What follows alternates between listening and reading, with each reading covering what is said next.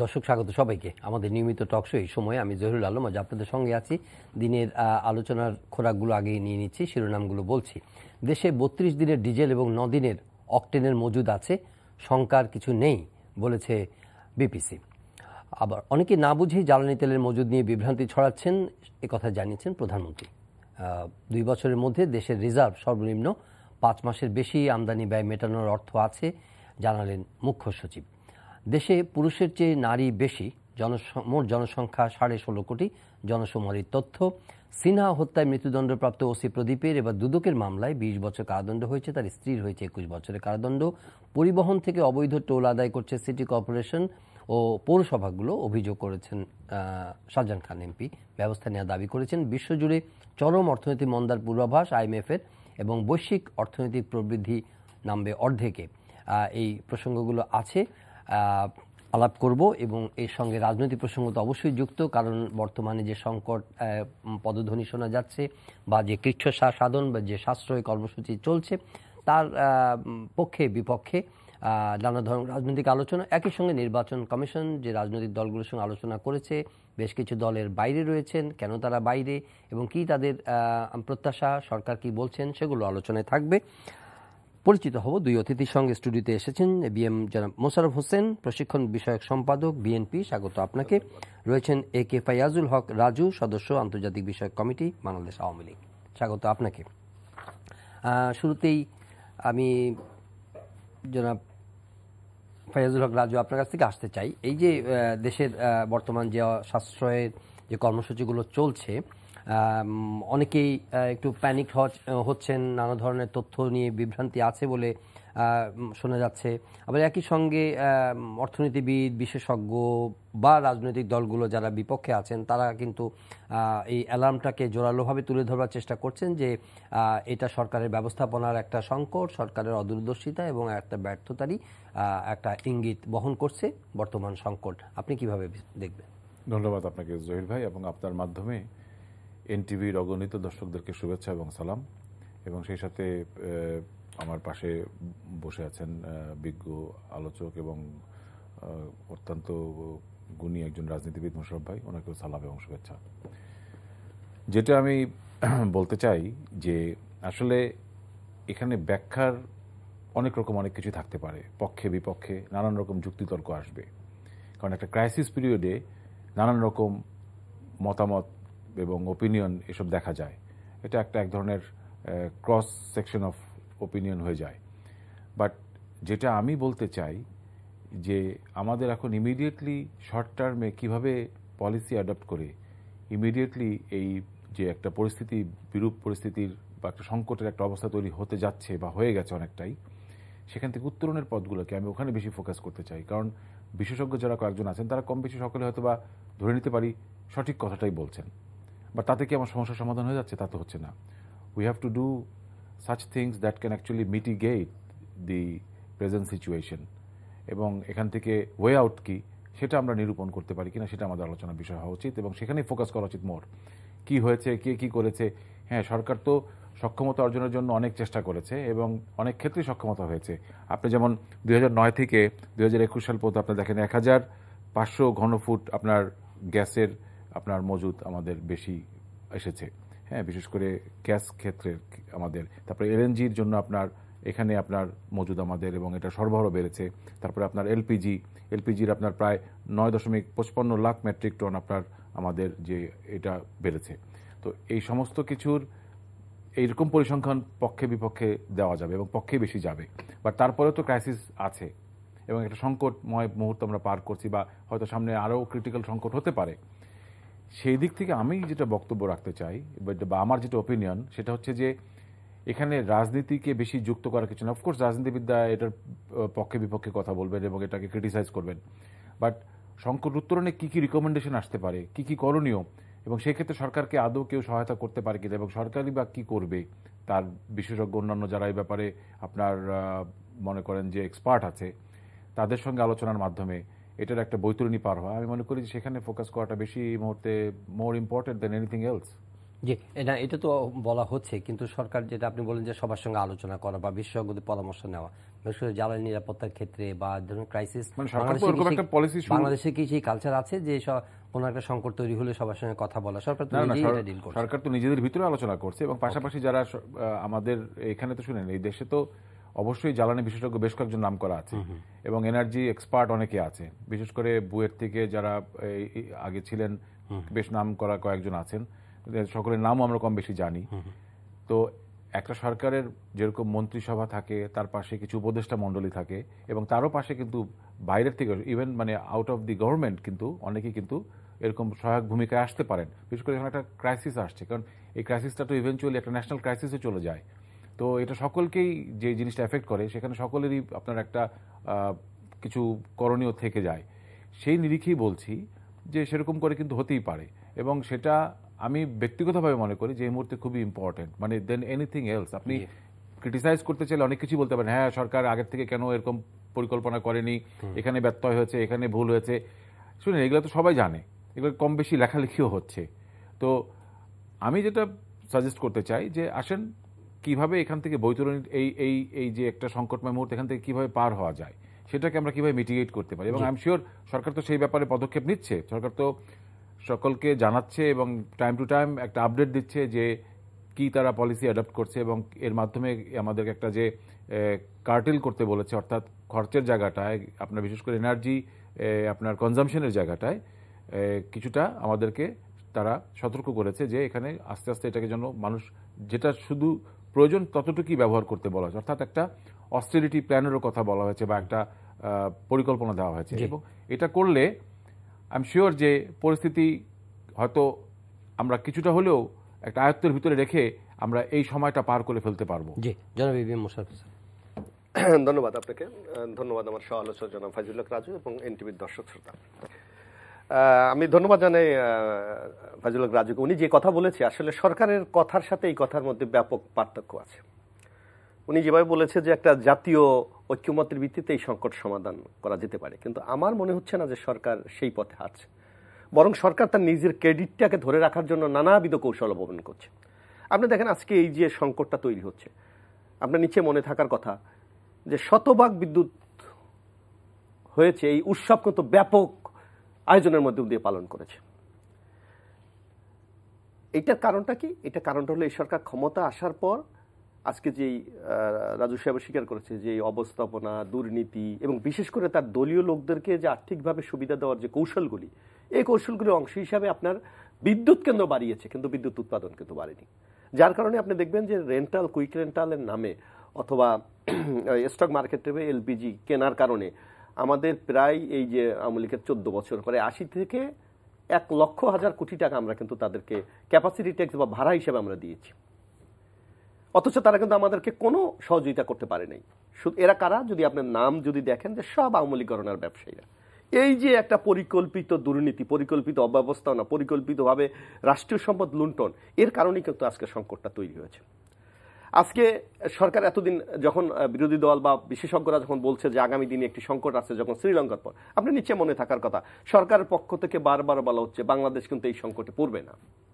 কিন্তু যে কোনো সংকট যদি হয় সেটা স্বীকার করে সেটাকে যদি সমাধানের উদ্যোগ নেওয়া যায়, আমার মনে হয় সেইটা হলো সবচেয়ে একটি বিচক্ষণ রাজনৈতিক নেতৃত্বের মূল পরিচয়। কিন্তু এখানে আমরা সেটা দেখছি না। আজকে এই যে আপনি বললেন যে ডিজেল 32 দিন আছে, 32 দিনের ডিজেল আছে, 9 দিনে অক্টেন 9 দিনে আছে। এখন আমাদের দেশে হয় কি যে বাংলাদেশে কিন্তু আপনি যাই বলেন, এই গুজব কিন্তু একটা সামাজিক জীবনে একটা বিরাট ইম্প্যাক্ট করে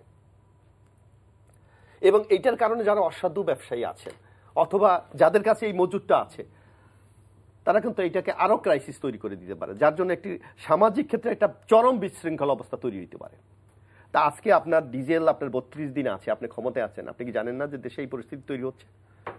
আমরা এতদিন কি দেখেছিলাম যে বাংলাদেশের ব্যাংকের রিজার্ভ $48 বিলিয়ন, হঠাৎ করে আপনার এক ক্রাইসিসের 2 মাস আপনি বা 3 মাস ফেস করতে পারলেন না, আপনার সেটা এখন 37-38 বিলিয়ন ডলারে নেমে এলো। কেন? বিলিয়ন। অর্থাৎ সরকারের যেই বুলি এবং বাস্তবতার সাথে বিরাট ফারাক রয়েছে, যার জন্য আমরা একটা চরম ক্রাইসিসের মধ্যে আজকে পড়ে যাচ্ছি। এর একটি কারণ সরকারের যদি আপনার জবাবদিহিতা থাকতো, সরকারের যদি জনগণের প্রতি কমিটমেন্ট থাকতেন, কারণ আমাদের কমিটমেন্টের ওইটা কি? জনগণের কাছে যাওয়া, জনগণের ম্যান্ডেট নেওয়া, তারপর জনগণের সেই প্রত্যাশাকে পূরণ করা। কিন্তু এই সরকার তো সেই দিকে নেই। 14 সালে আপনি দেখবেন নির্বাচনে জনগণের মতামতের বাইরে। 18 সালে দিনের ইলেকশন রাতে। সুতরাং সরকারের জনগণের প্রতি যারা ভোটার, আমাদের যারা স্টক হোল্ডার, তাদের প্রতি কোনো কমিটমেন্ট নেই। যার কারণে আপনি দেখবেন যে আজকে রাজনৈতিক ক্ষেত্রে সরকার কিন্তু নিজে এই পরিস্থিতি, তারকে ওই যে কথাটা ফাজিল হক রাজু বলেছে যে আজকে উচিত ছিল কি এই জাতীয় ক্রাইসিস কিভাবে সমাধান করা যায়। আমরা ভারতের দিকে তাকাই না, কিন্তু একটা অভিযোগ আসছে যে উনিও বলছেন, জনাব ফাজিল হক রাজু বলেছেন যে সমস্যা তো একটা গ্লোবাল একটা কনসিকুয়েন্স, যে এখন একটা পরিস্থিতি সব দেশে কম বেশি এটা এফেক্ট করছে, বাংলাদেশও করেছে। এই জায়গার মধ্যে কনস্ট্রাকটিভ আলোচনার বাদে শুধু ক্রিটিসিজম, শুধু ব্যর্থতার আলোচনা করে বিভ্রান্তি, তাদের ভাষায় সরকারের অনেকে বলছেন, আজকে প্রধানমন্ত্রী বলেছেন যে অনেকে না বুঝে জ্বালানি তেলের মজুদ নিয়ে বিভ্রান্তি ছড়াচ্ছে। আপনাদেরকে অভিযুক্ত বা আপনাদেরকেই কিন্তু ইঙ্গিত করা হচ্ছে না। আমরা কিন্তু এই কথা বলি, আমরা কি বলেছিলাম আজকে আপনি দেখেন, আপনার নিচে মনে থাকার কথা, রোহিঙ্গা যখন সংকট হলো তখন আমাদের নেত্রী বেগম খালেদা জিয়া বাইরে ছিল। উনি কিন্তু প্রকাশ্যে আপনাদের সাংবাদিক সম্মেলন করে বলেছে জাতীয় সংলাপ হওয়া উচিত এই সংকট সমাধানের জন্য। আপনার অন্য যখন বন্যা হয়েছে বা নানাবিধ সংকট দেয়, আমাদের পক্ষে থেকেও বারবার, এই যে করোনার সময় আমরা বারবার আমাদের মহাসচিব বলেছেন যে জাতীয় সংলাপ হওয়া উচিত এবং জাতীয়ভাবে এই মোকাবেলা আমরা কিভাবে করবো সেটা। কিন্তু আওয়ামী লীগ সবসময় কিন্তু একলা চলনীতিতে বিশ্বাসী এবং তারা সম্পূর্ণ ক্রেডিটটা নিজেরা নিতে চায়। কেন এই কয়েকদিন আগে আপনাদের চা খাওয়ার দাওয়াত দিল যে আপনারা, এটা কি চা খাওয়ার দাওয়াত দিল? আজকে যখন একটি সংকট, তাও যদি আনুষ্ঠানিকভাবে দিতেন যে আপনারা যদি স্মারকলিপি কোনো কিছু দিতে আসেন, তখন কেন? সে তো রাষ্ট্রের এখন তারা দায়িত্বে, আমি তো নির্বাচিত যেভাবে হোক না কেন, ভোটে হোক না ভোট হোক, রাষ্ট্র তো তারা পরিচালনা করছে। কারণ আমরা যখন এই দেশের নাগরিক, আমাদের সংবিধান মানতে হবে, আমাদের রাষ্ট্রের নিয়মকানুন মানতে হবে। আমরা তো হয়তো আমাদের বক্তৃতা, বিবৃতি সবকিছুতে আমরা বলি সরকার অবৈধ, সেটা ভ্যালিড পয়েন্ট আছে। কিন্তু সরকার কি এখন আপনি দেখেছেন এই ক্রাইসিসে কোনো রাজনৈতিক দলকে, এমনকি তার জোটকে আপনি অন্যবাদ দেন, তারা তো একটা মহাজোট আছে, তাদেরকেও আহ্বান করেছে আসুন এই সংকট আমরা কিভাবে সমাধান করতে পারি? সমাধান নেই, বরং আপনি আরেকটু বড় দেখবেন। আমার তো মনে হয় যে এই সংকট আমাদের আজকের বহির্বিশ্বের যত সংকট হোক, এই সংকট মোকাবেলা আমাদের জন্য কোনো সংকট থাকতো না। সরকার কি করেছে, এই যে 14 বছর ক্ষমতায় তারা গ্যাস অনুসন্ধান বন্ধ করে দিয়েছে, গ্যাস অনুসন্ধান বন্ধ করে দিয়েছে। তারা রেন্টাল, কুইক রেন্টালের নামে আওয়ামী লীগ ব্যবসায়ীদের দেওয়ার জন্য আমাদের যে বিদ্যুৎ কেন্দ্রগুলো, সেগুলো যদি রিনিভেশন যদি করতেন, আরো বেশি বিদ্যুৎ প্রদান করা সম্ভব ছিল। আজকে আমাদের গ্যাস ফিল্ডগুলোকে যদি আরো রিফাইন করা হতো, আরো বেশি গ্যাস আমরা পেতাম। তারপর আপনি দেখেন যে কোনো দেশ আপনি দেখবেন এই যে এলপিজি গ্যাস কেনে, তারা কিন্তু যে কোনো দেশের সাথে একটা দীর্ঘমেয়াদী কন্ট্রাক্ট করে যে আমার ক্রাইসিস হতে পারে, যে কোনো সংকট হলে তারা যেন আমাকে, আমি স্পট মার্কেট থেকে কিনেছি, এখন দাম বেড়েছে, এখন তো স্পট মার্কেটে আমি কিনতে পারছি না। না, কিছু একটা শর্ত অনুযায়ী তো একটা সার্টেন পোরশন স্পট মার্কেটে কিনতে হবে, খুব অল্প, দীর্ঘমেয়াদী চুক্তি তো আছে।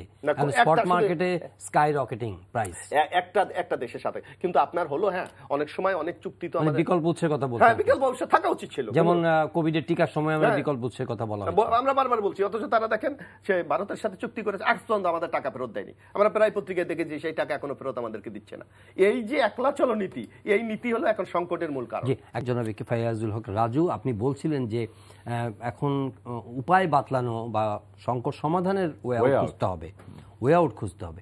এখন ওয়ে আউট খুঁজতে যে সমালোচনাগুলো হচ্ছে, ধরেন যে ওনাদের অনেক চিন্তা ভাবনা আছে, অনেক চিন্তা ভাবনা থাকলেও কি লাভ হবে? মানে এটা কি সরকার কি কেপেবল না? সরকার এককভাবে আলোচনা মানে চিন্তা করে তারা যেভাবে সমস্যা সমাধান করছে, এখানে আবার সবাইকে ইনকর্পোরেট করার কি কোনো প্রয়োজন আপনারা দেখেন কিনা বা প্রয়োজন আছে? একটা কথা বলি, সেটা হচ্ছে গিয়ে যে একটা পরিসংখ্যান বলি যে জ্বালানি তেলের মজুদের সক্ষমতায় আমাদের প্রায় 4.28 লাখ মেট্রিক টন ক্যাপাসিটি বেড়েছে, কিন্তু তারপরেও এটা অপ্রতুল, অর্থাৎ এটাই এনাফ না।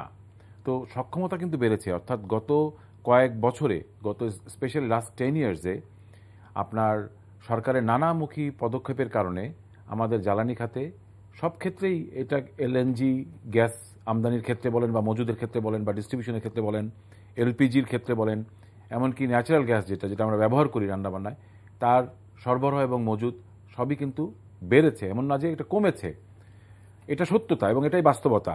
কিন্তু সরকারের এত পদক্ষেপের পরেও যে স্বাচ্ছন্দ্যটুকু এসেছিল, তার এখন কিন্তু একটা ব্যত্যয় দেখা যাচ্ছে যে আমরা একটা ক্রাইসিস ফেস করছি, উইচ ইজ এ ফ্যাক্ট। এবং সরকার কিন্তু এটার থেকে নিজেকে আড়াল করছে না, বা এখান থেকে সরকার কিন্তু চেষ্টা করছে না এটাকে ডিনায়ালে থাকার। এটা একটা খুব ভালো দিক।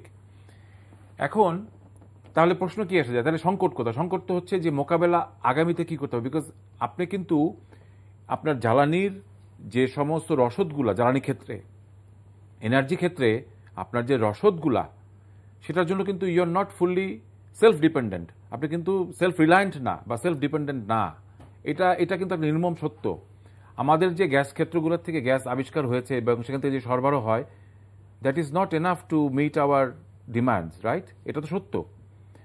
তো এরকম একটা পরিস্থিতিতে আগে যে আমি বলছি আগে যে ইন্টারন্যাশনাল, যেহেতু আমরা ইন্টারন্যাশনাল সোর্স থেকে এসব নিয়ে আসি, কাতার থেকে, ওমান থেকে এবং বিভিন্ন জায়গার থেকে, এটার যে চেইন অফ আপনার সাপ্লাই, এই সাপ্লাই চেইনের যে একটা প্রবলেম দেখা দিয়েছে, বিশ্বময় যে একটা সংকট তৈরি হয়েছে করোনোত্তর সময়, অর্থাৎ রাশিয়া এন্ড ইউক্রেনের পার্টিকুলারলি এই একটা যুদ্ধের জন্য, কারণ এই দুটি দেশ বেশ বড়ভাবে কিন্তু এই সংকটটিকে অ্যাগ্রাভেট করেছে তাদের এই যুদ্ধের জন্য, এবং এটার একটা বড় রেশ বাংলাদেশের উপর এসে পড়েছে।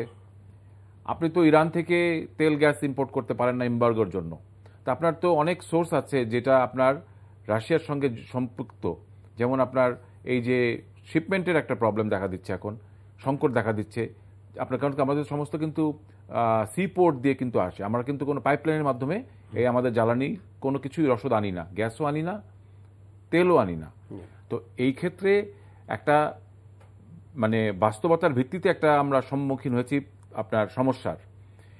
সেই জন্য আমি যেটা বলতে চাচ্ছিলাম যে সরকার যেভাবে চেষ্টা করছে এবং যেভাবে ইনিশিয়েটিভ নিচ্ছে, তাতে সরকার একটা কিচ্ছুতার পথে গেছে। অর্থাৎ আমি একটু আগে বলেছি যে অস্টেরিটি একটা প্রোগ্রামে গেছে, এর মাধ্যমে সরকার বলছে যে ব্যাপকভাবে বিদ্যুতের ব্যবহার কমিয়ে আনতে, বিকজ আপনার তো এখানে রেশনিং করতে হবে, বা লোডশেডিং যেভাবে বলেন আপনি, যেই ভাষাতেই বলেন বা শব্দ ব্যবহার করে বলেন, এটার মাধ্যমে একটা সমন্বয় সাধনের চেষ্টা করা হচ্ছে, এবং এটা ছাড়া কিন্তু কোনো উপায় নেই। আপনি দেখেন যে বাংলাদেশের হাটে বাজারে, আপনার ছোট ছোট মাছের বাজারে যদি যান আজকাল গ্রামে গঞ্জে, সেখানেও কিন্তু ঝলক দেওয়া বিদ্যুৎ।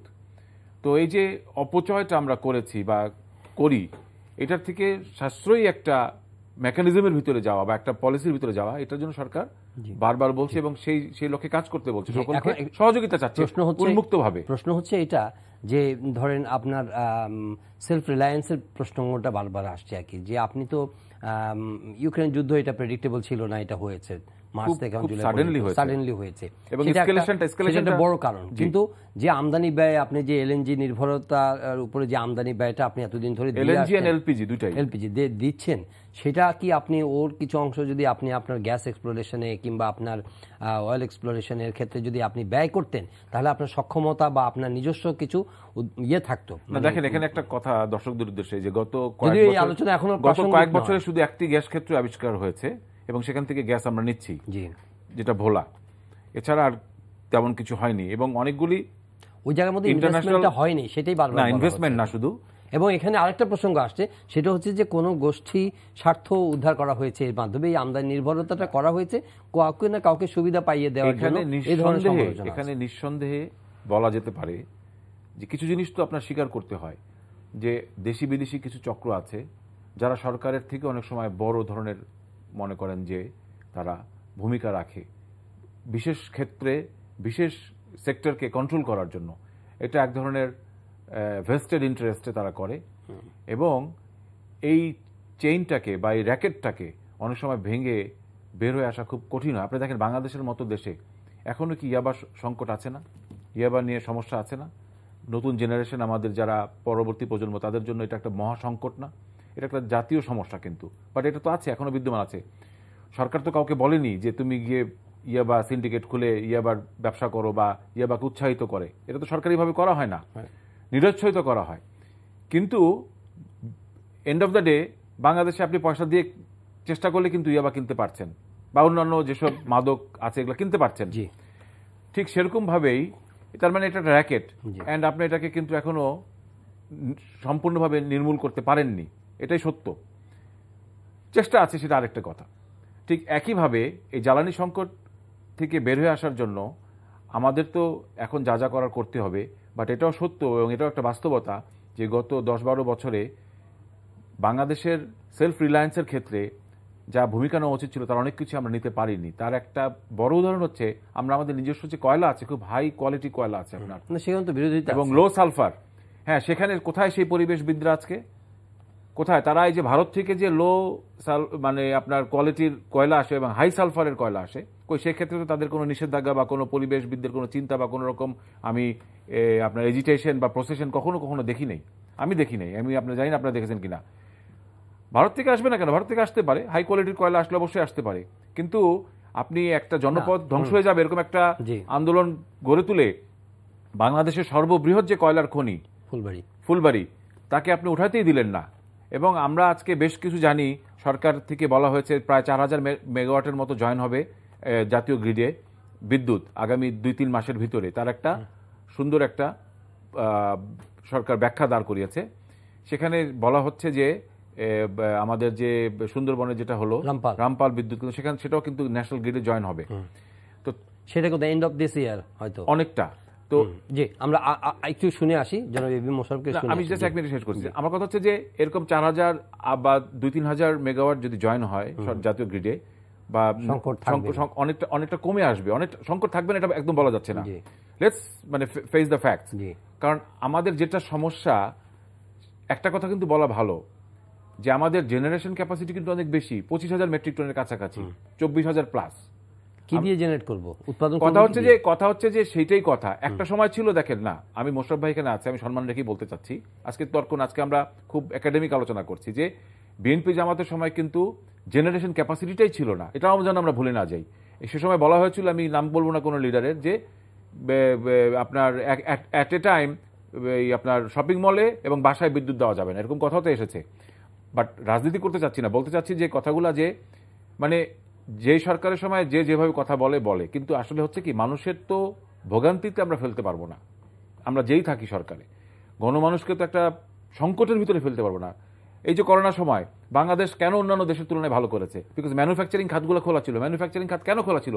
গত 10-12 বছরে সরকার ভালো কিছু কাজ করেছিল বিদ্যুৎ ক্ষেত্রে, সেই জন্যই সুবিধাটা পেয়েছিল। তাহলে তো ম্যানুফ্যাকচারিং খাত খোলা থাকতে পারতো না। এক সময় যখন বিদ্যুৎ আসতো আর যেত, তখন তো আমাদের ম্যানুফ্যাকচারিং খাত এত বেশি শানিত ছিল না, এত এফিশিয়েন্ট ছিল না। তো করোনার মোকাবেলা অর্থনীতিকে যোগান দেওয়ার জন্য এবং আমাদের বৈশ্বিক অর্থনীতিতে আমাদের অংশগ্রহণ যে ছিল রপ্তানির মাধ্যমে, সেটাকে চালু রাখার জন্য আমাদের যে শিল্প, আমাদের যে ফ্যাক্টরিগুলো আছে, যেগুলোকে চালু রাখার জন্য এই বিদ্যুতের যে সরবরাহ ছিল নির্বাচনে, সেটা কিন্তু কাজে দিয়েছে। কিন্তু আজকে যেহেতু রসদ নেই জ্বালানি ক্ষেত্রে, এই রসদের সংকটে, বৈশ্বিক সংকট, সেটা আমরা এখন ডোমেস্টিক ভাবে অর্থাৎ আভ্যন্তরীণ ভাবে এটা এখন ফেস করছি। জি, এখন আমরা আলোচনা হয় যে বিএনপি শুধু সারাক্ষণ সমালোচনা করবে, সারাক্ষণ এই সংকট নিয়ে কথা বলবে, নাকি বিএনপির সামনে আসলে এখন ইস্যু কি? সরকারের ব্যর্থতাকে হাইলাইট করা, নাকি এর একটা মানে কি বলবো, যে সামনে আপনারা নির্বাচনের কথাও বলেন, আবার ইলেকশন কমিশনের সঙ্গেও তারা আলোচনায় যাচ্ছেন না, প্রায়োরিটি কি মানে এই সময়? যারা রাজনীতি করে তাদের তো মূল কম্পোনেন্ট তো জনগণ, তাদের স্বার্থটা তো আপনাকে দেখতে হবে, নাহলে তো রাজনীতি করে কোনো লাভ নেই। যে কোনো রাজনীতি দলের মূল লক্ষ্যটা হলো তার নির্বাচনে জয়ী হয়ে তার আদর্শকে বাস্তবায়ন করে জনগণের কল্যাণ করা, এটাই তো মূল লক্ষ্য। এখন বাংলাদেশে ক্রাইসিস, এখানে ফাজলুল হক রাজু সাহেব কিছু কথা বলেছে যে বিএনপির আমলে উত্তোলন। আওয়ামী লীগ যখন 96 সালে থেকে ক্ষমতায় চলে গেল, তখন বিদ্যুৎ কত ছিল? কারণ বাংলাদেশে আপনি যদি দেখেন, স্বাধীনতার আমাদের প্রথম বাজেট হয়েছিল 1972 সালে 786 কোটি টাকা। আজকে অর্থনীতির যে ক্রমবর্ধমান যে বিকাশ, তার কারণে আজকে 6 লক্ষ গুণ হয়েছে। এটা কিন্তু ধারাবাহিকভাবে বেড়েছে। সেই 786 কোটি টাকা থেকে আজকে 6 লক্ষ কোটি টাকা হয়েছে। তো সুতরাং বিদ্যুৎ তো আওয়ামী লীগ যখন চলে গেছে, তখন তো তারা 4000 মেগাওয়াট রেখেছে। আমি তো ফিগারটা বলছি, কিন্তু বিএনপি কি করেছিল আপনার নিশ্চয় মনে আছে। বিএনপি এসে করলো কি, প্রথমে কিভাবে বিদ্যুৎ উৎপাদনের একটি ব্যবস্থা নেওয়া যায়, কিভাবে পরিকল্পনা একটা দীর্ঘমেয়াদী, তার জন্য তারা আমেরিকার কারিগরি উপদেষ্টা নেক্সাসকে তারা দায়িত্ব দিয়েছিল। নেক্সাসের সাথে কথা ছিল যে 2001 অক্টোবরে ক্ষমতা এসেছে, মানে 2টি, যে 2003-এর মধ্যে তারা পূর্ণাঙ্গ রিপোর্টটা দেবে যে কি পরিকল্পনাটা কি। কিন্তু সেইটা পাওয়ার সেক্টর মাস্টার প্ল্যান 2005-এ তারা দিয়েছে। আপনি জানেন 2006-তে বিএনপি বিদায় নিয়েছে, এবং এখন যে সরকার যেই বিদ্যুৎ ক্ষেত্রে যে প্ল্যানগুলি বাস্তবায়ন করছে, সেটা কিন্তু এই মাস্টার প্ল্যানেরই অংশ হিসাবে। এবং সেই প্ল্যানের মধ্যে এই সরকার যেটা সবচেয়ে বড় ব্যত্যয় করেছে, আপনি দেখবেন যে সেই প্ল্যানে ছিল যে 66% সরকারি উদ্যোগে উৎপাদন হবে, যাতে কোনো জিম্মি না করা যায়। আজকে যে জিম্মিটি আমরা হয়েছে, যে আপনি কুইক রেন্টাল বেসরকারকে দিয়ে দিচ্ছেন, তারা সাপ্লাই দিতে পারছে না, সরকার এখন টোটালি কলাপস হয়ে গেছে। আর ওই প্ল্যানে ছিল 66% আপনি নিজে রাষ্ট্র উৎপাদন করবে, আর বাকি 34% আপনার বেসরকারি সংস্থা উৎপাদন করবে। কিন্তু এখন কি হয়েছে, এখন আপনি দেখেন, যদি আপনি স্ট্যাটিস্টিক্স দেখেন, 70% আপনি কুইক রেন্টালকে দিয়ে দিয়েছেন। এখন তারা আপনাকে সাপ্লাই দিতে পারছে না, গভর্নমেন্ট ফল করছে। আপনার নিশ্চয়ই জানা মনে যান বিআরটিসি বাস আমরা চালাই কেন? মোশাররফ ভাই একটা ভুল ধরাই দেন, মেহরবানি করে। হ্যাঁ, অবশ্যই। মানে 70 হোক 30 হোক সেটা ব্যাপার না, না এটা অবশ্যই ব্যাপার, এটা ইম্পর্টেন্ট ব্যাপার। না মানে বেসরকারি যারা প্রাইভেট পাওয়ার প্ল্যান্টের মালিক তারা কিন্তু বিদ্যুৎ উৎপাদন করতে ক্যাপাসিটি রাখে, কিন্তু রসদ নাই, রাখে না। আমি আপনাকে বলছি রাখে না, আপনার গ্যাসও নাই তো, আপনার রাখে না। আমি একটা রাজু ভাই আপনাকে আমি বলি ডিজেল প্ল্যান্ট যেগুলো আছে, ডিজেল চালিত যেসব আপনার পাওয়ার প্ল্যান্ট, মনে করেন আমি আজকে একটা পাওয়ার প্ল্যান্টের মালিক, একটা কথার কথা বলছি, আমাকে যদি 100 মেগাওয়াট করতে আমার তো প্রচুর ডিজেল লাগবে, তো ডিজেলটা তো সরকারের দায়িত্ব না, সরকারের দায়িত্ব না ছিল সেটা। আমি রেন্টাল কুইক রেন্টালে আপনার আমার কুইক রেন্টালের দায়িত্ব সরকার জ্বালানিটা দিবে। আমি বলি রাজু ভাই, আমি বলি যে আপনার আমি পাবলিককে কত দিচ্ছি মেগাওয়াট। আপনি বিএনপির আমলে 1 টাকা 60 পয়সা ছিল কুইক রেন্টাল বিদ্যুৎ, আপনি বলছেন যে আপনার সক্ষমতা বেড়েছে, এখন কত নেন আপনি? 10 টাকার উপরে আপনি নিচ্ছেন। আর রেন্টাল কুইক রেন্টালকে আপনি কত দিচ্ছেন? 17 টাকা থেকে 27 টাকা পর্যন্ত আপনি দিচ্ছেন। সামিট পাওয়ারকে আপনি 27 টাকা 10 পয়সা দিচ্ছেন, ক্যাপাসিটি ট্যাক্স দিচ্ছেন। তা আপনাকে এই যে 10 বছর 12 বছর আপনার কাছে 1,00,000 কোটি টাকা নিয়ে গেল, এই ক্রাইসিসে আপনাকে এখন কেন তারা দিতে পারবে না? তখন তো আপনি যে তুমি আমাকে বিদ্যুৎ দাও নাই, আমি তোমাকে পেমেন্ট দেবো না, সেটা তো আপনি বলেন নাই। না কুইক রেন্টালের মানে হচ্ছে যে আপনি রেন্টাল বেসিসে একটা পাওয়ার প্ল্যান্ট করবেন, সরকার সেখানে রসদ দিবে, অর্থাৎ জ্বালানি যেটা লাগবে সেটা সরকার, সেটা গ্যাস। আমি তো বেশি টাকা দিচ্ছি, আমি রসদ তো আপনার ব্যাপার। না কন্ট্রাক্টে সেটা না। এখন যে দাম বেড়ে গেছে দায়িত্ব আমি নেব, আর যখন দাম কম ছিল তখন তো আমার কাছ থেকে আপনি 27 টাকা পার মেগাওয়াট আপনি দাম নিয়ে নিয়েছেন। শুধু তাই না রাজু ভাই, আমি গভর্নমেন্টের পরিকল্পনা কত ভুল আপনি দেখেন, যে এই গভর্নমেন্ট বিরাট উৎসব করেছে যে আমরা মিয়ানমারের সাথে সমুদ্র বিজয় করেছি, আপনার নিচে খেয়াল থাকার কথা, বিরাট ব্যাপক উৎসব করেছে। মিয়ানমার সেখানে কিন্তু গ্যাস অনুসন্ধান করে অলরেডি গ্যাস পেয়েছে তাদের জায়গায়, একই সমুদ্র, তো তাহলে আমরা কেন অনুসন্ধান করলাম না তাদের টেরিটরিতে? একই সি। তা আপনি সেখানে যদি মিয়ানমার পেয়ে থাকে তাহলে আমরা কেন আমরা অনুসন্ধান কেন করলাম? আমি একটু উত্তর দিব, আমরা কেন অনুসন্ধান? বাপেক্সে আপনি দেখেন, বাপেক্স আমাদের রাষ্ট্রীয় প্রতিষ্ঠান, বলা কিন্তু বিদ্যুৎ এই গ্যাস আবিষ্কার করেছে বাপেক্স। কারেক্ট। অবশ্য আপনি যখনই গ্যাস আবিষ্কার হয়ে গেল, যখন উত্তোলন হবে, তখন আপনি বাপেক্সকে দায়িত্ব দেন নাই। বাপেক্স কিন্তু সক্ষম, আপনি রাশিয়াকে ওদের যেই খরচ তার দ্বিগুণ খরচ আপনি রাশিয়াকে দিয়ে দিলেন। অর্থাৎ এখানে আপনি একটা বাণিজ্যিক দৃষ্টিভঙ্গি থেকে আপনি রাশিয়াকে এই প্রকল্প বাস্তবায়নের দায়িত্ব দিয়েছেন, অথচ বাপেক্স কিন্তু সক্ষম। আরেকটা কথা বলছে যে আপনার ফুলবাড়ি যে কয়লা, আমাদের আপনি যে সিলেটে আমাদের যে কয়লা আছে, সেখানে আপনি যদি একেবারে ইতিহাস দেখেন, ওখানে বহু উপজাতির অনেক আবাসস্থান ওখানে ছিল, তাদেরকে উচ্ছেদ করে আপনি ওখানে প্রকল্প বাস্তবায়ন করেছেন না? তা রাষ্ট্রের স্বার্থে অনেক সময় তো অনেক কিছু করা সম্ভব। আজকে আপনি রাঙামাটি যান, রাঙামাটি অরিজিনাল শহর কি মাটির উপরে আছে? তাপবিদ্যুৎ করতে গিয়ে অরিজিনাল রাঙামাটি শহর তো মাটির নিচে চলে গেছে, আইয়ুব খান যে 1956 সালে যখন করেছে। সুতরাং রাষ্ট্রের প্রয়োজনে আপনি যদি জনগণের কথা চিন্তা করেন, তাহলে আপনার অনেক প্রকল্প বাস্তবায়ন করা যায়। আর আপনার যদি দৃষ্টিভঙ্গি হয় আপনি ব্যবসা করবেন, আপনার সিন্ডিকেটকে সহায়তা করবেন, তাইলে তো আপনি হবে না। আজকে বাংলাদেশটা সেই সিন্ডিকেটের খপ্পরে পড়েছে। না, সিন্ডিকেট ব্যবসায়িক এটা বছরে বছরে বেড়েই যাচ্ছে, এটা কিন্তু একটা নির্মম সত্য। বাট কথা হচ্ছে যে গুড গভর্নেন্সের মাধ্যমে এই জায়গাগুলো আমাদেরকে অবশ্যই এই যে একটা অচলতায়ন সৃষ্টি হয় এবং জাতি যেন টোটালি সিন্ডিকেট বা এই ধরনের একটা কুচক্রের হাতে না পড়ে, সেটা আমাদের অবশ্যই খেয়াল রাখতে হবে এবং এই ব্যাপারে সরকারকেই সর্বাগ্রে দায়িত্ব নিয়ে সেই কাজটি করতে হবে। এটার ব্যাপারে কোনো দ্বিমত নেই। এখন কথা হচ্ছে কি যে বাংলাদেশের মতো একটা রাষ্ট্রে চাইলেই কিন্তু সবকিছু ভালো করা যায় না, এটা একটা কঠিন এবং নির্মম বাস্তবতা। দেখেন, মাননীয় প্রধানমন্ত্রী দিনরাত পরিশ্রম করছেন এবং উনি ব্যক্তিগত পর্যায়ে যেই পরিমাণ একজন সৎ রাজনীতিবিদ, সেটা সারা বিশ্বে সমাদৃত। কিন্তু কথা হচ্ছে যে তার অন্যান্য যারা আছেন, তারা যদি ইকুয়ালি প্লে করতে না পারেন, ইকুয়ালি যদি আপনার সেই জায়গাটায় সক্ষমতা দেখাতে না পারেন, তখনই কিন্তু সমস্যা শুরু হয়। আমি মনে করি যে এখন সময় এসেছে যে আমাদের কালেকটিভভাবে রেসপন্সিবল হয়ে কাজগুলোকে শেষ করা। কারণ এই একটা সংকট যেটা আসছে জহির ভাই, এটা কিন্তু আচমকা আসলেও কিছু প্রিপারেশন এখানে থাকা উচিত ছিল। আজকে কিন্তু দেখেন যে আমাদের ইকোনমির যে ধারা, আমাদের যে গতি ছিল, সেটা কিন্তু অনেকটা স্লো হয়ে যাচ্ছে। হয়তো আমরা সংকট থেকে কাটিয়ে উঠতে পারবো মাননীয় প্রধানমন্ত্রীর নেতৃত্বে, এবং উনি দৃঢ়চেতা এখনও আছেন। আমাদের জাতিকে উনি আশ্বাসের সে বাণী শোনাচ্ছেন, আজকেও বলেছেন যে, এবং সেখান থেকে বোঝা যাচ্ছে তার অ্যাসারশন থেকে যে she is very much in the right direction. কিন্তু যেটা আমাদের করণীয়, যে একজনের পক্ষে তো সমগ্র দেশের সমস্যা সমাধান করা সম্ভব নয়, যারা অন্যান্য তাদেরকে জবাবদিহিতার আওতায় আনা উচিত এবং আমাদের পরবর্তীতে যেন কখনো এই ধরনের সংকট পড়তে না হয় সেই ব্যাপারে আমরা অবশ্যই নজর রাখা উচিত। আর বিদ্যুৎ কেন্দ্র নিয়ে অনেক রকম কথাবার্তা আছে, মানুষ কিন্তু কনফিউজড হয়। এই যে রেন্টাল, কুইক রেন্টাল নিয়ে কথা বলা হয়, এটা একটা রাজনীতিকরণ হয়ে গেছে। কিন্তু কুইক রেন্টালের ব্যাপারটা কি, এটা একটা এক ধরনের শর্ট টার্মের একটা পলিসি সরকারের, এবং এটা নেওয়া হয়েছিল কারণ আমার দেশকে এগিয়ে নেওয়ার জন্য আপনার এটা খুবই প্রয়োজন ছিল 2010 সালের দিকে, বিশেষ করে যখন আমাদের অর্থনীতি বেশ বিকাশমান অবস্থায় ছিল। এটা তো হঠাৎ করে আজকে এই পর্যায়ে আসেনি। 40-50 বিলিয়ন ডলারের যে আমাদের রিজার্ভ, এটা তো হঠাৎ করে হয়নি। এখানে তো কিছু আপনার ইনপুট দিতে হয়েছে। সরকার তখন পলিসিগত কারণেই কিন্তু কুইক রেন্টালে গিয়েছে, এবং এটা সাধারণত সব দেশেই প্রাইভেট সেক্টরেই হয়। সরকারি ক্ষেত্রে 2-4-10টি করতে পারে, কিন্তু এটার জন্য যে ইনভেস্টমেন্ট দরকার সেটা দেশি বিদেশি ইনভেস্টমেন্টের সমন্বয় হয়। বাংলাদেশের ক্ষেত্রেও তাই হয়েছে। তবে এই যে এখানে যে একটি সমস্যা, সেটা হচ্ছে যে এই রেন্টাল পাওয়ার প্ল্যান্টগুলোর দায়িত্ব হচ্ছে পাওয়ার প্ল্যান্ট ওনারদের রেন্টাল পাওয়ার প্ল্যান্টের যে জেনারেশন ক্যাপাসিটি যদি 100 মেগাওয়াট হয়, তাহলে 100 মেগাওয়াট তাদের করার সক্ষমতা দেখাতে হবে।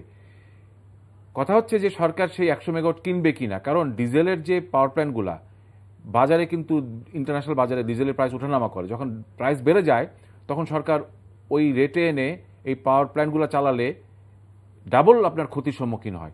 সেই জন্য তারা শুধু ক্যাপাসিটি চার্জটা দেয়, আমি যতটুকু জানি। কারণ ওখানে তো একটা ইনভেস্টমেন্ট হয়েছে, একটা 600-700 কোটি টাকা দিয়ে একটা পাওয়ার প্ল্যান্ট করা হয়েছে। তাহলে সেই যে ইনভেস্টমেন্ট যে করেছে বা যে এখানে আপনার লগ্নি করেছে, তাদেরকে তো ব্যাংকের থেকে লোন নিয়ে এবং বড় ধরনের সুদে টাকা ফেরত দিতে হয়। তো সেখানে তো একটা অবশ্যই একটা বিষয় আছে, এই জিনিসটি খোলাসা করা দরকার। আচ্ছা, একজন মোশাররফ হোসেন, আমরা অর্থনৈতিক আলোচনা আসলে আরো দীর্ঘ করতেও পারি, কিন্তু অন্যান্য দু একটা প্রসঙ্গ আছে, যেমন আজকে জনশুমারির তথ্য পাওয়া গেছে। যাই হোক, আগে আইএমএফ এর কথা বলি, যে বিশ্বজুড়ে চরম অর্থনৈতিক মন্দার পূর্বাভাস দিয়েছে আইএমএফ কিন্তু, এবং বলছে যে বৈশ্বিক অর্থনৈতিক প্রবৃদ্ধি অর্ধেকে নেমে আসতে পারে। তো এই বাস্তবতাকে অস্বীকার করার তো কোনো উপায় নাই। সেখানে হয়তো লোকাল পলিটিক্সের কারণে সরকারের সমালোচনার প্রতিনিয়ত হতেই থাকবে, কিন্তু সাফারার আলটিমেটলি কিন্তু দেশের জনগণ, বা যদি সংকট হয়, যদি সরকার কনফিডেন্ট যে মোটামুটি সেপ্টেম্বর, অক্টোবর, নভেম্বর, ডিসেম্বরের দিকে যখন ওয়েদার চেঞ্জ হবে তখন লোড কমে যাবে, বা লোড কমার কারণে আর কি। কিন্তু এটাও অতটা প্রেডিক্টেবল না, কারণ গ্লোবাল সিচুয়েশন কোন দিকে যায় সেটাও একটা দেখার ব্যাপার আছে। তো এখানে আপনারা কনসার্ন ফিল করছেন কিনা, বিকজ আপনারা তো জনগণকে নিয়েই রাজনীতি করেন। এখন কি আপনাদের সামনে রাজনীতি, ইলেকশন বা এরকম তত্ত্বাবধায়ক নির্বাচনকালীন সরকার, নাকি এই ক্রাইসিস সময় নিজেরা স্বপ্রণোদিত হয়ে কিভাবে উত্তরণ করা যায় সে বিষয়ে কোনো সাজেশন দেওয়া, কোনো ধরনের কোনো গোল টেবিল করা বা কোনো আলোচনা করা, সরকারকে 2-4টা পয়েন্ট দেওয়া? কারণ সমালোচনা করা তো খুবই সহজ না। আমরা কিন্তু আপনি দেখবেন আমাদের মহাসচিব কিন্তু এর মধ্যে একেবারে ক্যাটাগরি আপনার কি কি করতে হবে এই ধরনের কথা বলেছে। আমি একটু কথা রাজু ভাইয়ের সাথে একটু আমি যোগ করতে চাই। বলা হচ্ছে যে আগামী সেপ্টেম্বর থেকে সংকট কেটে যাবে, আমার কাছে তাই মনে হচ্ছে না। আপনি দেখেন যে আমাদের একটা বড় প্রজেক্ট মাদারবাড়ি প্রজেক্ট, সেখান থেকে অলরেডি কিন্তু জাপান কয়লার কারণে, আপনি জানেন যে ইন্টারন্যাশনাল যে পরিবেশের যে কারণে এখন কয়লা প্রজেক্ট কিন্তু সারা বিশ্বে বন্ধ, এবং জাপান সেখানে স্বাক্ষর করেছে, যার জন্য কিন্তু মাদারবাড়ি থেকে জাপান অলরেডি তার ফান্ড উড্ডু করেছে। আপনি রূপপুর, যেখানে ভারতের একটা ইনভেস্টমেন্ট ছিল বিরাট, যেটা অলরেডি তো যুদ্ধের কারণে তো ওটা তো সংকট হচ্ছেই, তারপর ভারত কিন্তু তার ইনভেস্টমেন্ট প্রত্যাহার করেছে। আরেকটু আপনি দেখবেন যে আমার নিজের যেখানে আমার বাড়ি, যে পায়রা বিদ্যুৎ কেন্দ্র যেটা চায়না করছে, সেখানে কিন্তু আপনার বিদ্যুৎ প্রোডাকশন হচ্ছে, কিন্তু সঞ্চালন লাইনের কারণে কিন্তু বিদ্যুৎ আমরা জাতীয় গ্রিডে দিতে পারছে না। এই সঞ্চালন লাইন নির্মাণ করা কি সরকারের দীর্ঘমেয়াদী পরিকল্পনা দরকার? আপনার 660 মেগাওয়াট তারা জাতীয় গ্রিডে দিতে পারছে না এই ক্রাইসিসের মধ্যে, অথচ সেখানে কয়লা অল্প দামে কিন্তু বিদ্যুৎ উৎপাদন হচ্ছে। এইগুলি যদি সরকারের ফলটা আমরা বলি, যদি বলা হয় যে আমরা সমালোচনা করছি, সরকারকে বেকায়দে ফেলাবার জন্য করছি, আমার কাছে তাই মনে হচ্ছে না। বরং এগুলি যদি বাস্তব পদক্ষেপ তারা গ্রহণ করে, অনেক সংকট থেকে আমরা উত্তরণ করা আমাদের পক্ষে সম্ভব, কিন্তু সরকার সেই দিকে যাচ্ছে না। আর আপনি যে বলছেন যে অর্থনৈতিক সংকট তো আমাদের আছে, কিন্তু এই সংকট মোকাবেলার জন্য আমাদের দলের পক্ষ থেকে কি বলেছে, যে সরকার এমন কিছু অপ্রয়োজনীয় এবং শুধু নিজেদেরকে দেখাবার জন্য প্রকল্প গ্রহণ করেছে, যার কারণে আপনার আজকে এই সংকটটা তৈরি হচ্ছে। এই দেখেন আপনার রূপপুর পারমাণবিক কেন্দ্র 1,00,000 কোটি টাকা। তো বাংলাদেশে আপনার বলছেন 2500 মেগাওয়াট 25,000 মেগাওয়াট বিদ্যুৎ উৎপাদন করতে আপনার সক্ষমতা আছে, অথচ আমার ডিমান্ড কত? 14,000, সর্বোচ্চ 14,000। 14,000 যদি হয়, আপনার 1 সেকেন্ডের জন্য আমার লোডশেডিং হবে না। তাইলে আপনি এখানে এই যে রূপপুর পারমাণবিক বিদ্যুৎ কেন্দ্র যে উৎপাদন করে, আপনার সঞ্চালন লাইন কোনো কিছু আছে, আপনি এটা কোথায় দেবেন? আপনি আমার যে পায়রাতে 1320, 2640 মেগাওয়াট সঞ্চালন লাইন নেই, আপনি এটা কোথায় দেবেন? এবং যে কথাটি রাজু ভাই বলেছে যে আপনার রামপাল হয়তো ডিসেম্বরের দিকে আসবে, আপনি এটা কোথায় ব্যয় করবেন? সরকারের যে আপনাকে সঞ্চালন লাইন, আপনি আপনি বললেন যে আমার 25,000 মেগাওয়াট সক্ষমতা আছে, কিন্তু আপনার 25,000 মেগাওয়াট ব্যবহার করার মতো তো আপনার গ্রাহক নেই। আপনার সেই দিকেও তো চিন্তা করতে হবে। আপনাকে সঞ্চালন লাইন, আপনার কিভাবে এটা আমার ব্যবহার হবে, সেই প্রযুক্তিগুলো তো আপনার রেডি করতে হবে। এই ক্ষেত্রে সরকারের ব্যাপক অপরিকল্পিত পরিকল্পনা আছে, যেটা আমাদের অর্থনীতির উপর ব্যাপক প্রচার করছে। তারপর আপনি দেখেন আরেকটি ব্যাপার, যে আমরা অর্থনৈতিকভাবে এখন কিন্তু সংকটে আছি। এই যে পদ্মা সেতু, এখন আমরা যদি কথা বললেই বলে যে তারা আমরা বিরোধিতা করি। বিএনপির আমলে ঠিক আছে, বিএনপি তো বারবার বলছে যে বিএনপির আমলে যখন এই প্রকল্প বাস্তবায়ন হয়, এটার টোটাল ব্যয় ছিল 10,500 কোটি টাকা। আপনি 31,000 কোটি টাকা অলরেডি খরচ করে ফেলেছেন। আপনি কি আজ পর্যন্ত জাতিকে জানিয়েছেন যে এই খাতে আমার এই টাকা ব্যয় হয়েছে? আমরা তো মনে করি এটা চরম অব্যবস্থাপনা, দুর্নীতি এবং সরকারের একটা নির্দিষ্ট গোষ্ঠীকে সহায়তা দেওয়ার জন্য। জানিয়েছি কিছুটা না জানে। তারপর রেল প্রকল্প আপনি দেখেন, রেল প্রকল্পে প্রায় 39,000 কোটি টাকা, এবং যেখানে 20,000 কোটি টাকা চায়না এক্সিম ব্যাংক থেকে আপনি লোন নিচ্ছেন। এবং বিশেষজ্ঞরা বাংলাদেশে, আমি তো বিশেষজ্ঞ না, সবাই বলেছে এই রেল প্রজেক্ট আমাদের লস প্রজেক্ট। পদ্মা সেতু লাভজনক হতে পারে, কিন্তু এটা আপনি কেন সেই প্রকল্প বাস্তবায়নের জন্য পাগল হয়ে গেলেন? আপনি কক্সবাজার থেকে রামু পর্যন্ত 12,000 কোটি টাকা একটা রেল লাইন করেছেন। বিশেষজ্ঞরা বলে যে আমাদের সাথে বার্মার সাথে কোনো ব্যবসা নেই, তাহলে আপনি এই রেল লাইন দিয়ে কি করবেন? কোন কাজে আপনি এই রেল লাইন ব্যবহার করবেন? আপনি অথচ রামু পর্যন্ত 12,000 কোটি টাকা ব্যয় আপনি কিন্তু প্রকল্প বাস্তবায়ন করছেন। এমনি ভাবে এই সরকারের নানা পরিকল্পনার মাধ্যমে আজকে মেগা প্রজেক্টের নামে, আপনি দেখেন কিছুদিন আগে আপনাদের টিভিতে আমি দেখেছি যে মেট্রো রেলের উপর একটা প্রতিবেদন করেছে। মেট্রো রেলের যে খরচ পড়বে এটা পার ইয়ার 1,000 কোটি টাকা, এটার মেনটেন্যান্স খরচ। অথচ টিকিট কাটা থেকে আসবে 75%, বাকি 25%-এর কোনো খোঁজ নাই। শুধু মেনটেন্যান্স খরচ। সেখানে বলা হচ্ছে যে ওই যে স্টেশনগুলি করতেছে, স্টেশনগুলিতে দোকান, হোটেল, নানাবিধ স্টেশন করে ওখান থেকে 25% আপনার তারা কালেক্ট করবে গভর্নমেন্ট। তাইলে 100% আপনার মেনটেন্যান্স খরচ। কিন্তু আমার যে টোটাল ইনভেস্টটা কোথায় যাবে? আমি যে টোটাল ইনভেস্টটা করলাম, পদ্মা সেতুতে ইনভেস্ট আপনার উঠে আসতেছে, কিন্তু আমার মেট্রো রেলের ইনভেস্টটা কোথা থেকে আসবে? টিকিট দাম বাড়ায় দিব, বাংলাদেশে চলবে না। আচ্ছা, জি, আমি যেটা বলতে চাচ্ছিলাম যে এই যে আমাদের যে বড় বড় প্রকল্পগুলো আর কি, অর্থাৎ প্রজেক্টগুলো, এই যে আপনার বিশেষ করে রামপাল, তারপরে আপনার মাদারবাড়ি, তারপরে আপনার আমাদের এই যে বড় পুকুরিয়া, তারপরে আপনার এই যে রূপপুর, এইসব প্রজেক্ট করার মূল কারণ হচ্ছে যে গ্র্যাজুয়ালি আপনার সরকারি মালিকানায় বড় বড় প্রজেক্টগুলোকে নিয়ে আসা এবং আমাদের জাতীয় গ্রিড সহ আমাদের যে এই পাওয়ার সেক্টরের যে ব্যবস্থাপনা বা উৎপাদনের যে ব্যবস্থাপনা এবং মালিকানা, সেটা সরকারি একটা মালিকানার ভিতরে নিয়ে আসা। কারণ বড় বড় প্রজেক্টগুলোর কিন্তু মালিক কিন্তু সরকার।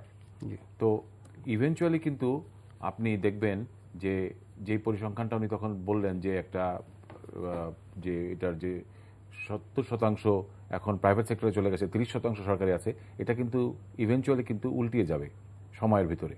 তো এটা কিন্তু একটা ভালো দিক আমাদের। তো এটা আপনি বলেন না যে বড় প্রজেক্টগুলো সরকার কেন করছে, বিকজ গ্র্যাজুয়ালি তো আমাদেরকে তো সরকারি ব্যবস্থাপনার ভিতরে এই বড় প্রজেক্টগুলো আসবে। এবং আপনি যেমন নিউক্লিয়ার পাওয়ার প্ল্যান্ট আপনি ব্যক্তি মালিকানায় আপনি দিতে পারবেন না, এটা নেওয়ার কোনো নিয়মও নাই। টাইমলিনেসের কথা বলছে যে এখন সে এই মানে অনেক প্রকল্প এই মুহূর্তে দরকার আছে কিনা, সেগুলো আবার একটা বার্ডেন হয়ে এলো কিনা, এগুলো খরচ তো এমনিতে ইনফ্লেটেড খরচ হচ্ছে না, এটা তো পরিকল্পনার আওতায় ছিল। জাতীয় যে বিদ্যুৎ উৎপাদন বা সক্ষমতার যে জায়গা, সেই পরিকল্পনার আওতায় কিন্তু প্রজেক্টগুলো করা হয়েছে। আপনি বলছেন যে 25,000 মেট্রিক টন, সরি 25,000 মেগাওয়াট আমরা কেন করলাম, এটার ব্যাখ্যাটা এরকম যে দেখেন একটা সময় কিন্তু আমাদের কোনো ওই 4,000 পর্যন্ত ছিল আমাদের উৎপাদন ক্ষমতা, 4,000 মেগাওয়াট, সেখান থেকে কিন্তু আজকে 25,000 আসছে। আমাদের তো ইকোনমি তো এক্সপ্যান্ডিং, আমাদের তো বড় হচ্ছে ইকোনমিটা, আমাদের তো ইকোনমি শ্রিঙ্ক করছে না বা ছোট হচ্ছে না। কিন্তু এস্টিমেটেড ডিমান্ডের ক্ষেত্রে এটা একটা ফ্ল না, যে আপনার দরকার লাগছে 15,000 মেগাওয়াট হলে আপনার এখন চলে যেত, কিন্তু আপনি 25,000 উৎপাদন ক্ষমতা তৈরি করলেন, প্রিমেচিওর মানে কি বলো যে ইনফ্রাস্ট্রাকচার করলেন, সেটার জন্য আপনার বিপুল পরিমাণ অর্থ বিনিয়োগ করতে হলো, সেটা আমরা ইন কোর্স অফ টাইম করতে পারতাম কিনা। সম্পূর্ণভাবে আমি এটার সঙ্গে একমত না। কারণ এই জন্য যে আমাদের যে অর্থনীতির যে ধারাটা ছিল করোনার আগে, সেটা যেভাবে ফ্লারিশ করছিল বা যেভাবে এটার অগ্রযাত্রা ছিল, সেই অনুপাতে কিন্তু আমাদের 25,000 24,000 মেগাওয়াট বিশেষজ্ঞরা তো বলেছে যে এস্টিমেশনের মধ্যে কিছুটা ইনফ্লেটেড এস্টিমেশন হয়েছে। না, সেটা রিয়েল ডিমান্ডের চাইতে সেটা একটা পরিকল্পনার ভিতরে আসছে। তো আমার মনে হয় যে অ্যাডভান্সড একটা আপনার পরিকল্পনার ভিতরে এই 25,000 খুদ না না খুঁজতে শেষ গেলে করি। আরো অনেক এই আলোচনা হবে। 25,000 মেগাওয়াট যেটা হয়েছে সেটা একটা অ্যাডভান্স পরিকল্পনার আওতায় এসেছে এবং সেজন্য এটা কোনো খারাপ কিছু না। সমস্যা হচ্ছে যে আমাদের যে বিদ্যুৎ উৎপাদনের যে রসদ অর্থাৎ গ্যাস, এলএনজি, তারপরে আপনার ডিজেল বা অন্য কোনো তারল্য যেটা আপনার এইচএফও, ফার্নেস অয়েল, এই সব যদি আপনার সাপ্লাই চেনটা ঠিক থাকতো তাহলে আজকাল এই পরিস্থিতিটা না। আরেকটা বিষয় যেটা জনাব মোশাররফ বলেছেন সেটা হলো যে আপনি মেরিটাইম বাউন্ডারি জয় করলেন, নিয়ে আসলেন, এত বড় বিজয়, নিশ্চয়ই একটা বিরাট বিজয়। ওখানে তো আমরা নতুন কোনো ইনিশিয়েটিভই নিতে পারলাম না। ওখানে আমরা তো ইন্টারন্যাশনাল আপনার আইওসির কাছ থেকে, ইন্টারন্যাশনাল অয়েল কোম্পানির কাছ থেকে আমরা কিন্তু টেন্ডার ফ্লোট করেছিলাম করোনার আগে। 2 বার করেছেন, 2টা কোম্পানি, কিন্তু সেখানে টেন্ডার কোয়ালিফাইড হয়েছে কিন্তু তাদেরকে কোনো দেয় না, ওয়ার্ক অর্ডার দেয় না। সেখানে বিডিং কিন্তু কম পড়েছে। আমরা চাচ্ছিলাম যে কম্পিটিটিভ একটা বিডিং এর ভিতর দিয়ে এটা কি আমাদের রাজনীতিকে ইন্টারন্যাশনালাইজ যে হয় অনেক সময়, নির্বাচন কেন্দ্রিক যে আলোচনাগুলো আমরা বিভিন্ন সময় যে শুনি যে গ্যাস চুক্তি করা হয়নি বা গ্যাস বিক্রি করতে রাজি হয়নি বা ইত্যাদি যে আলোচনাগুলো হয়, এগুলো কি যত্রতত্রভাবে এই যে গ্যাস ক্ষেত্রগুলা আবিষ্কারের জন্য যাকে তাকে তো আপনি দিতেও পারবেন না। এখানে তো কিছু আমেরিকার রিনাউন্ড কোম্পানি যারা বহু এই অঞ্চলে কাজ করছে, আগেও কাজ করছে, আমি শিওর যে নিশ্চয়ই কোনো ভ্যালিড রিজন ছিল যার পরিপ্রেক্ষিতেই নাকচ করে দেওয়া হয়েছে হয়তো বা তাদের অফারকে। তবে আমি আশাবাদী যে খুব শীঘ্রই এই ক্ষেত্রে সরকার তার আশু ব্যবস্থা গ্রহণ করবে। জি, আমরা প্রায় আলোচনার শেষের দিকে জনশুমারির তথ্য পেয়েছেন 16.5 কোটি। তো বহুদিন ধরে আমরা শুনে আসছি 16.5 কোটি সেই একই জায়গাতেই আছে। ঢাকা শহরের 1 কোটির কিছু উপরে। আবার আরেকটা অ্যালার্মিং তথ্য যে হিন্দু জনসংখ্যা কমে গেছে, সিগনিফিক্যান্টলি কমেছে এই জনশুমারি। না, এটা আসলে আপনি জনসংখ্যার যে ফিগারটা বললেন, আমার মনে হচ্ছে এটা এক্সাল্ট, আবার এদের কিন্তু আবার রিভিউ হবে কিছুদিনের মধ্যে, আবার একটা এখানে হয়তো কিছু বাড়বে আমার কাছে মনে হচ্ছে। আর হিন্দু জনসংখ্যা এটা এখন তো এই গভর্নমেন্ট তো মানে ধর্মনিরপেক্ষতার একটা ব্যাপক স্লোগান নিয়ে আছে, সুতরাং এখানে এই যে কমে যাচ্ছে এটা তো ব্যাপক একটা আমি মনে করি অ্যালার্মিং একটা বিষয়। এটা তো হওয়ার কথা না। বাংলাদেশে এটা বলছে যে religious minority population Bangladesh has decreased from 9.61% in 2011 to 8.96% in 2022 মানে আজকে 11তে আপনার 9.61 রেটে এটা ডিক্রিজ করেছিল, কিন্তু আজকে এটা ডিক্রিজ করেছে 8.96%. While all minority religious groups experience decline in share, it was most pronounced for the Hindu community. এখন আপনাকে একটা বলি যে আওয়ামী লীগের পক্ষ থেকে একটা মানে একটা ব্যাপক একটা প্রচার চালানো হয় যে বিএনপি সংখ্যালঘুদের উপর নির্যাতন করে। তো এরা তো 14 বছর ক্ষমতায়, এখানে তো কোনো নির্যাতন নাই, তাহলে কমার কারণটা কি? বরং আমরা দেখেছি আপনি আওয়ামী লীগের যে হিন্দু বৌদ্ধ খ্রিস্টান ঐক্য পরিষদের যে মহাসচিব রানা দাশগুপ্ত, আমি তার একটা স্টেটমেন্ট আপনাকে দেখাতে পারি। সে বলেছে এই আওয়ামী লীগের আমলে সবচেয়ে বেশি নির্যাতিত হচ্ছে হিন্দু সম্প্রদায়। 2টা লাভ, একটা হলো ভোটও পায় আবার জায়গা জমিও পায় যদি নির্যাতন করে। এটা রানা দাশগুপ্তর বক্তব্য। মানে মহান মুক্তিযুদ্ধ অংশগ্রহণ হয়েছিল সকলের সমন্বিত প্রচেষ্টায়, হিন্দু বৌদ্ধ খ্রিস্টান দলমত নির্বিশেষে সকলের। একটা অসাম্প্রদায়িক জাতি রাষ্ট্র আমাদের মহান নেতা বঙ্গবন্ধু শেখ মুজিবুর রহমানের নেতৃত্বে আমরা অর্জন করেছি। এটার অভ্যুদয়ের পিছনে কিছু তো আপনার অঙ্গীকার ছিল, প্রত্যয় ছিল, সেসব কিন্তু 75-এর পরে মানা হয়নি।